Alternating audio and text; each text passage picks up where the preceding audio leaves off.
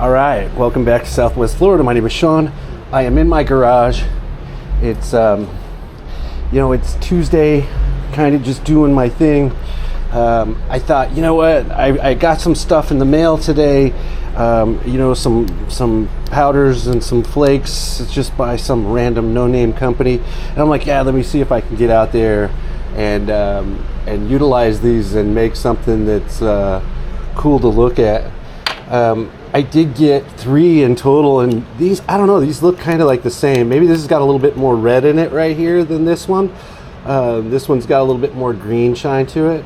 Yeah, I figured, you know what the hell? I'm just going to start with this one because it's got blue in it, and I like blue. I like to see a little bit of blue in most all of my baits, just because our bait fish here, especially in the Gulf, you're gonna see some blues in their scales. So I stick with blues. At any rate, plastisol has been heated, brought to 350. I let it cool down. I stuck it in the vacuum chamber, and I have reheated it, and I don't even know where it's at. It is at, oh yeah, it's at 375. So yeah, well, it's okay. And another thing is, I'm used to using a cup, and this is 3/4 of a cup, so a little bit too hot, but whatever, it's fine. Oh my gosh, it's my son. You got a tattoo. You're only 3. You can't get a tattoo. Bye, bud. I'll see you, okay? Okay, I'll see you.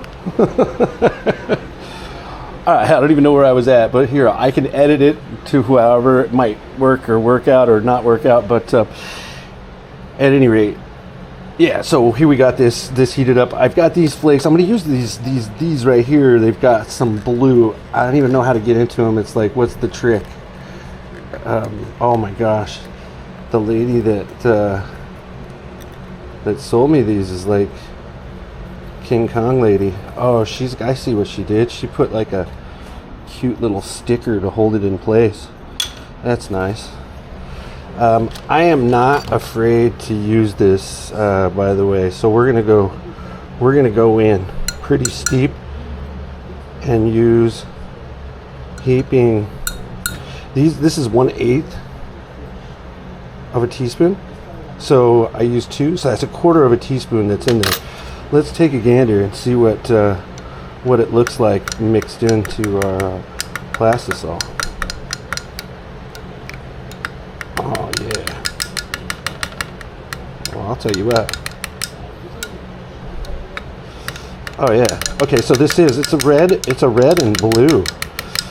Pretty nice mix actually. Oh, look at that. Let me turn on the light. Oh no.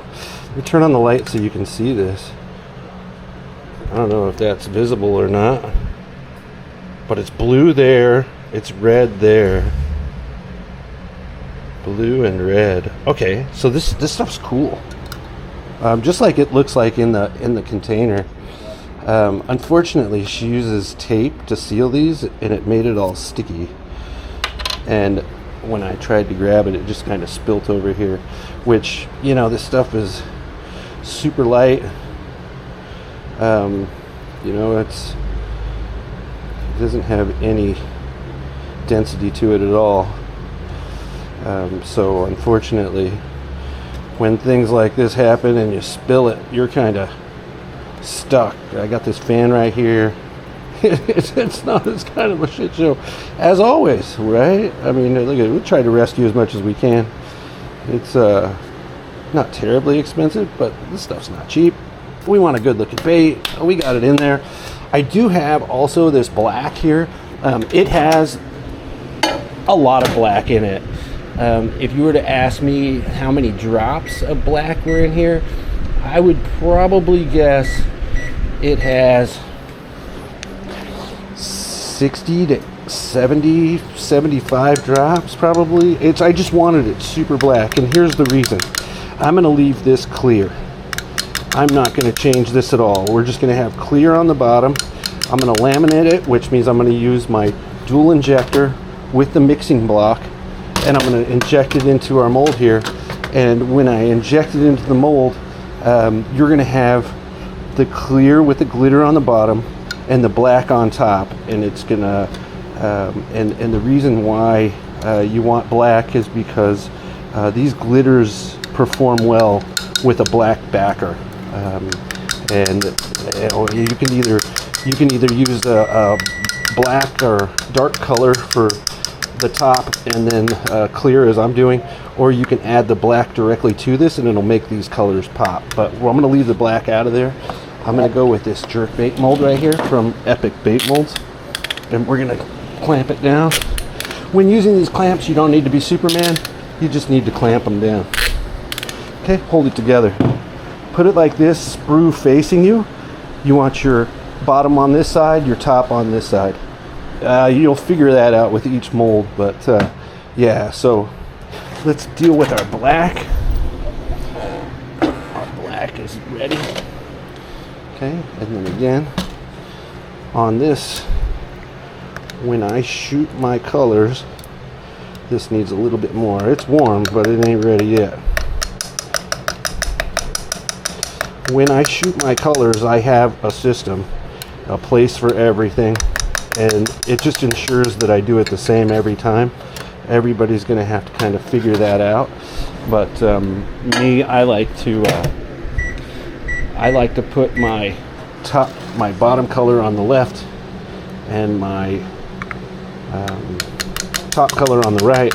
And the reason why is because left, right, bottom, top. I come over this way, it's bottom, top, and then on this one you change the direction so you don't shoot with it.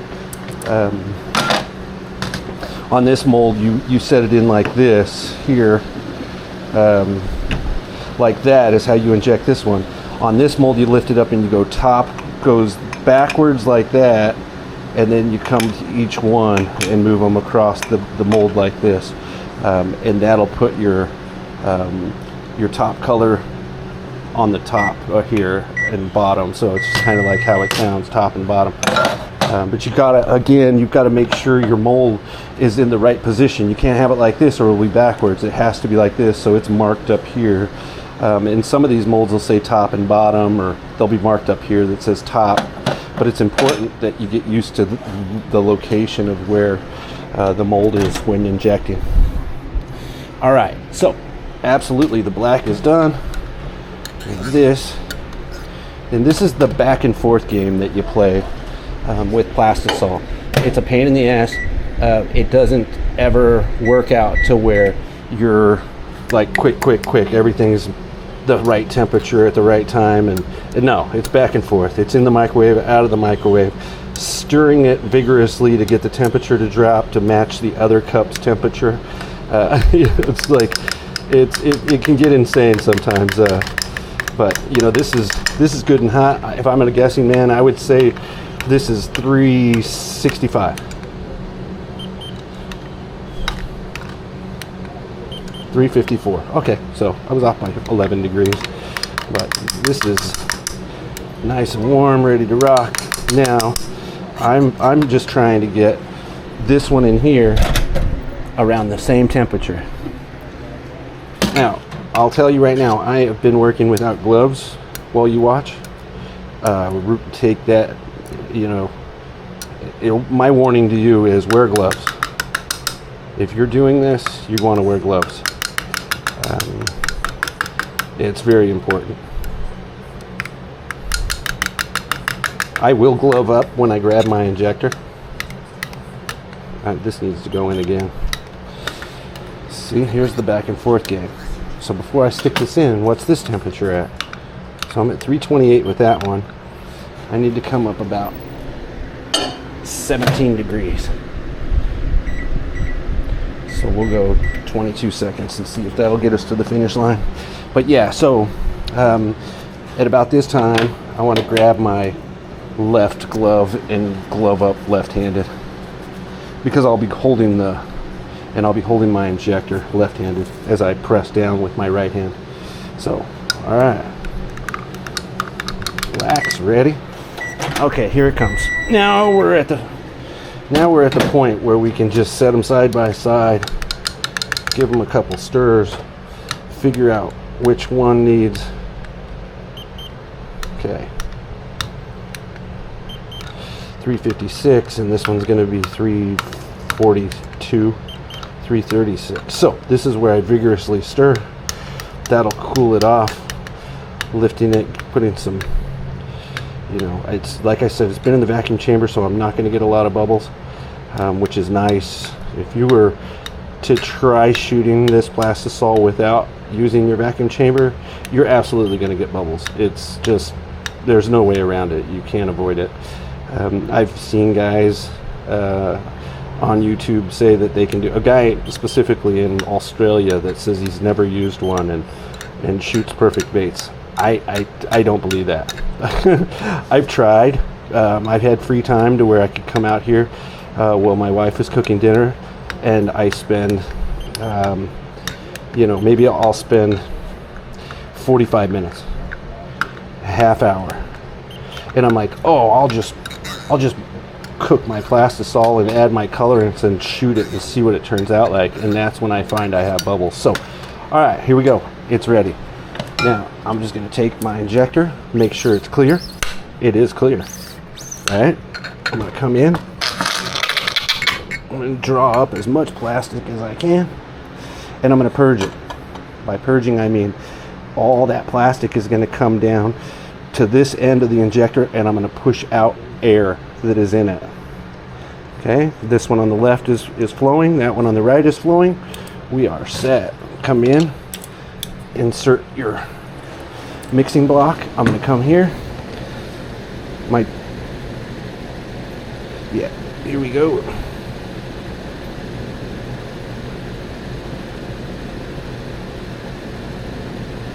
And I'm holding pressure. I've already injected everything into the mold. I'm holding pressure, and now I'm going to top off that sprue. Okay, see that? How it's topped off. It's full, but it'll continue to suck it down in there. So you want to make sure you get it good and full. Tap that there. Come here. Disconnect my injector. Put what I can back into the cups, and just set this sucker down. All right, and that we should be able to see how this stuff looks. I'm pretty stoked. There's quite a bit of it here, and it really wasn't that expensive. So yeah, I'm stoked about that, but we'll see what happens. I did get another delivery from Barlow's, so I got a run of their fluorescents, and I also got more flakes from another supplier yesterday, and they're kind of a neon color as well, so there's pinks and yellows and just all kinds of stuff. So yeah, those will be cool. I used some of them yesterday and made a pretty cool bait. It's pretty impressive. This is it right here. They look pretty hot in the sun, you know, and again, that's what that black back will do for you. And you know, there's a lot of shimmer and shine, and yeah, so I think it's just trying to find the obscure glitter manufacturer, supplier, and just testing it. You know, how does it work? Will it work in the microwave? You know, I used to do a lot of lowrider paint job type stuff, so I get my paint supplies from Tropical Glitz in Miami, and I'm like, all right, I'll use their flakes. I can use their flakes. Their flakes are cool. I've got some great ones. They've got a lot going on for them. They work well. And then over here, I have some like gold flake, but this is more like tin foil. So when you put this in the microwave in your plastic, it just, you know, it's like putting metal in the microwave. It just pops and crackles, and it doesn't work. So I do have other forms of, you know, stuff to put inside these plastics, but yeah, I don't know. I just kind of biding my time, I guess. So yeah, I got these too. I mean, hell, it's like a color shift. You know, there's just all kinds. So yeah, it's keeping a wide variety of different different additives for these plastics. Let's take a look and see how this mixing block turned out. And this will give us a good idea of what our bait is going to look like when we're done. You see that? Oh yeah, this is some hot stuff, guys. We are stoked. So let's get out here in the sun. Oh yeah, so it's very light there. I don't have a whole lot in there, but look at that. Yeah, there's some good. I see oranges, pinks, and then blues. Heck, there's yellows and purples. There's all kinds of color in there. And nothing's really dominant either. So unlike the package where I had originally thought it might be reds and blues, it's more of a straight mix. So who knows what these others are going to do. But yeah, it's pretty cool. I go ahead and I break those off and I put them back in my plastic in order of where they came off, and then I've got a complete grab bag of laminates that I've got up here just to kind of go off a reference, but I've kept those. So enough yammering, I guess, right? We can pop this mold open and take a gander at what we've created. I think it's best that everybody kind of see. You can push that out, and there's your plug right there. You just put it back in your plastic. Now, I wouldn't advise putting those back in the plastic unless you plan on reheating and shooting today, because it's nice and warm and soft. It'll melt quickly. If you were to drop that in there tomorrow and heat it as a puck, without cutting it up into smaller pieces, it'll take forever for it to melt. Not forever, but it'll take twice as long for that to melt down in your hot plastic, and you risk burning your plastic. So always on remelts, everyone says, and I'll say it too, you need to cut them down to size and get them nice and small. So here's your top, black, just black. They all came out, the tails are all full. It looks fantastic. And then we have our bottom. Let's take a look at that. I think that's what we're here for, is to see how that pigment's going to work. But there you go. Look at that. That's fantastic. I guess it is a little more on the reddish orange side. And now the blue seems to have disappeared, to when before, it was the dominant color was red and blue. Oh, there it goes. I guess it is. Now these color shifts are crazy. Hi there, how are you? I'm well, thank you. So yeah, there you go. You got your black on top and then the colors on the bottom, but you need that color for the background.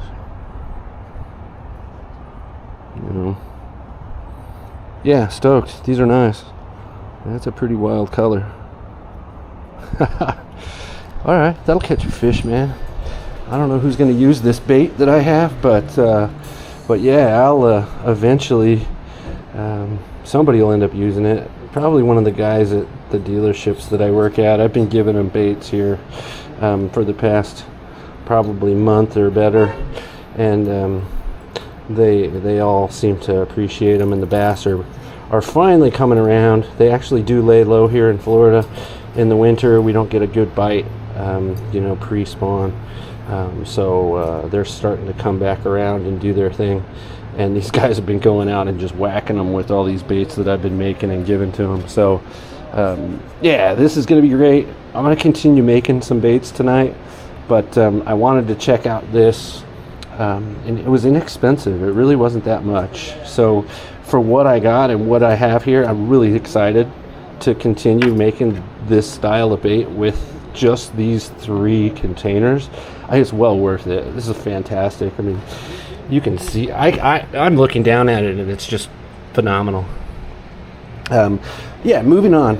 Yesterday, I got another package. I was talking about the fluorescent pigments that I got. Okay, so with that package, I also got another mold for making jig heads, and it's the Manic Mullet jig head mold from Do It.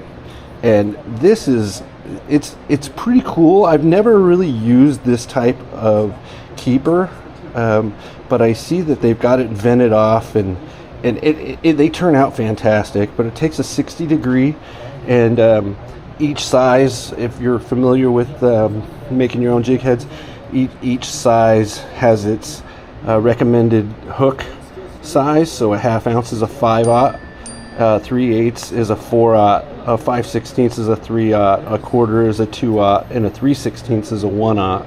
So it's smaller hooks, larger, a little larger, and large. I personally went with a 3/0, and I like the owner hooks, the VMC and BKK, but I literally have them all down here. I don't know, Victory hooks here, Mustad hooks here, Gamakatsu here. I run the gamut. I'll buy them all. It doesn't really matter. But so this was a 3/0 owner hook, and like I said, it's a 60 degree. That's what fits in this mold.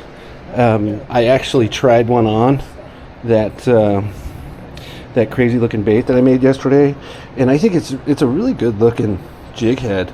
It's nice, and it's pointed in the front, so when it goes through the water, it's going to have this motion at the jig head. Then you're going to have this motion from the tail. So in theory, this bait should go through the water, and it should go like this with that tail kicking, and it should wobble the entire bait side to side while retrieving it back to me. Pretty dope. I have a couple here and I do have my own eyes, the 3D eyes I put on them, but never used these jig heads with these keepers on them. They don't look like something I would normally use. That's probably why I've never used them. I like a more aggressive keeper, and that's mainly why I use these screw locks. And then I also have the double wire keepers. I don't have any out right now, but there's 2 wires that come off of here as barbs, and you spring them on. And once you go past those, Bubba, they're locked in there. So I went with this just because of the design of it, and hoping that we could get more action out of our swim baits. Slower with more action. I did make a couple of bigger ones, and I made a couple of smaller ones. This one is that's a 1/4 ounce I was just showing you, and this is I don't know what the heck this one is. I want to say, let's take a gander. It was, so this is a 3/16 ounce. No, it's not. It's a 1/4 ounce, and that one over there is a 5/16 ounce. So this came out of this one. So I just fired it up. I made 6 yesterday just to see what it was going to do. Powder coated them really quick, and then did that. Got the fluid bed here. Actually, I think I just dipped them inside of my red container, which works as well as long as you keep it fluffed up. It'll definitely. You could dip them. If I was going to do a big run, like all of those at one time, I would definitely use the fluid bed. And that's probably why I haven't done these down here yet. There they are. There's the double wire keeper. I like those. They're a pretty awesome stay for a jig head. But I still need to clean these up. I still need to hit them with the file and get this cleaned up, and then powder coat, and then those will be ready to put eyes on, and then I bake them over here in the oven, and I made a custom little rack that I saw some dude online make, so it's nice. They're not hanging, and you don't get the paint won't drip down over the eye and seal it up, or it won't put a bump down here as well, like a drip bump. You want it to keep it like it should be, like it looks like it's supposed to be. It just has a color on it, durable color with powder coat, but with it hanging when you bake them, you run into that. But with this system that I built after watching this guy, it puts the bait in. I put it in this, and it actually stands. it actually stands like this right here.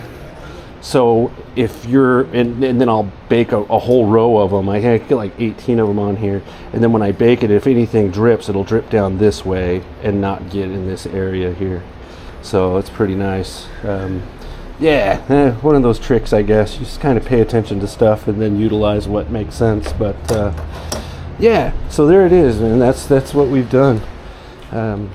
Bought some new stuff, and you might wonder, like, what the hell's going on here? This is my fly tying area. I literally sit here at night. I see my neighbors walking by. I got some music playing. You know, it's nice and quiet. And I'm talking about like 3 in the morning. I come out here and I sit down and I literally tie, bucktail jigs for peacock bass. I've got a gamut of colors, you do all kinds of stuff.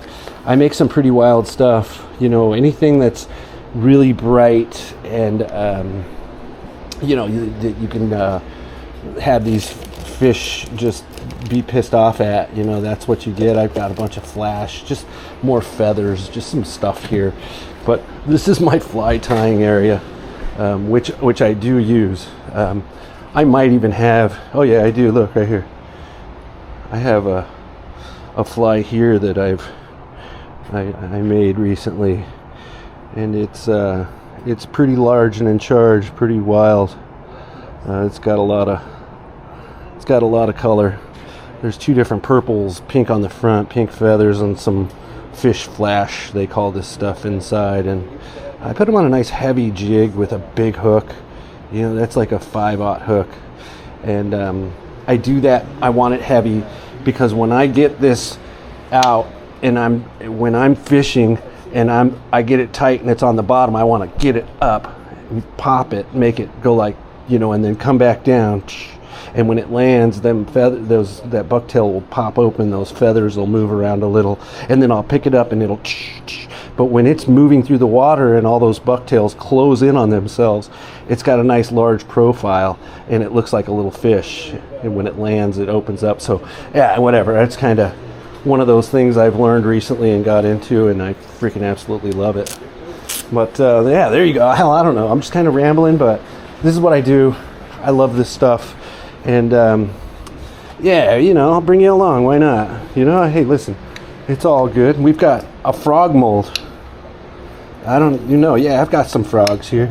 So it's this frog, and this frog, I can pour in some of that stuff, and then I can close it and inject the black, and then it'll give us the same effect as we've got here. So all I have to do basically is lock it down, because you want to close up everything. I set it here on the hot plate on. Got the light just came on, so it'll warm up, but it won't get too hot. And then I'll inject it down in there, but into a nice warm mold where that plastisol, that colorant that I've already poured in there, it'll loosen it up a little if it's warm. If you shoot it cold, I'm not sure that you won't get some delamination between your laminates. So yeah, I heat it up first and then I'll inject it. But yeah, I'll probably do that here in the next couple of minutes. This is a frog. Look at this frog. Just something I did, like a red. It's just baby bass green with like a red and orange flake inside. That's pretty wild. It's a really good looking bait. Holy smokes. It is really good looking. And unfortunately, on your little phone, you might not be able to see it as well as I do, or maybe you can. Heck, I don't know. But this is some awesome stuff. There's not a lot of bait makers using it yet. I don't know if a lot of bait makers know about it. They are learning about it because of some of the companies that have come out recently to sell this stuff, and it can get expensive. So buying the alternative is kind of the way to go. At any rate, that's what we're doing. If you're interested in bait making, my ramblings, what I do, how I do it, what I'm purchasing, and applying it to to my bait making, man, yeah, stick around, come back, check it out, hit like, hit subscribe, whatever you got to do. Tell a friend if you're interested in some of this stuff and you think, hey man, I'm good enough at fishing and I like what this guy's got. Send me a message, man. Say, hey, listen, I like some of that stuff you're making. Maybe we can get together. I can send you some. Because listen, when it comes to bait, I have more than I could chuck, man. Look at some of these. You guys have never even seen these. These are the big ones. They're open pores. But yeah, these are the big ones. Look at these. There's just miles of baits, dude. It's just crazy. I sit out here and just make stuff all the time. I have no idea what I'm going to do with all of them. They're beautiful. It's it's kind of my own style. I don't have any influences as far as color is concerned. The only color that I've made that I was interested in what they were talking about was this lure right here, this swim bait, and this swim bait right here is called Fire Craw, the color. And I'll take this big one out here so everyone can see. The Fire Craw is orange on the bottom with a silver flake, and then it's red on the top with black flake. So yeah, it's a pretty wild color, large and in charge. I've used this. I've caught snook with it. They like it. I've used it and I've caught bass with it. Not these big baits. This one right here seems to show the colors a little bit better. This is the 5-inch open pour by Epic Bait Molds, and you get the black. It's a Fire Craw, whatever. So orange with silver, black inside of red. Yeah, it's a pretty hot bait. But yeah, what the hell am I supposed to do with all these? So if you're interested and you think, yeah, man, I want to try this guy's stuff, listen, just get with me. I can send you some, or we could figure out something. Yeah, why not? Why not, man? I'll share the love. Maybe, how about 3 people? Well, let's just start with that. I don't necessarily want to send baits to all of YouTube, but 3 folks, that'd be cool. I could deal with that. I got that, and I've got some jig head molds, man. These are that I've made a lot of jig heads, and I've got those too. So maybe we can send you some of those. This is a custom mold that I bought from a guy that only made a couple of them, but it's kind of like an NLBN style. It's made for the screw locks, and it's just the style of it. The only thing I wish was different was I wish it was a 60 degree and not a 90 degree. I just think it would swim better. But I might modify it a second time, because I've modified this mold once already to accept those keepers, the twin, to keep for these. Oh, here it is right here. Because this mold is designed for screw locks. I modified this mold to accept this style of keeper here, which is kind of cool. Whatever. I mean, listen, if you're into modifying stuff, modify. If you're afraid to modify, I would suggest staying away from it. But there you go. Anyway, hit me up. Let me know what you think. That's that, man. Everybody have a great evening, and I'll see you next time. Right on.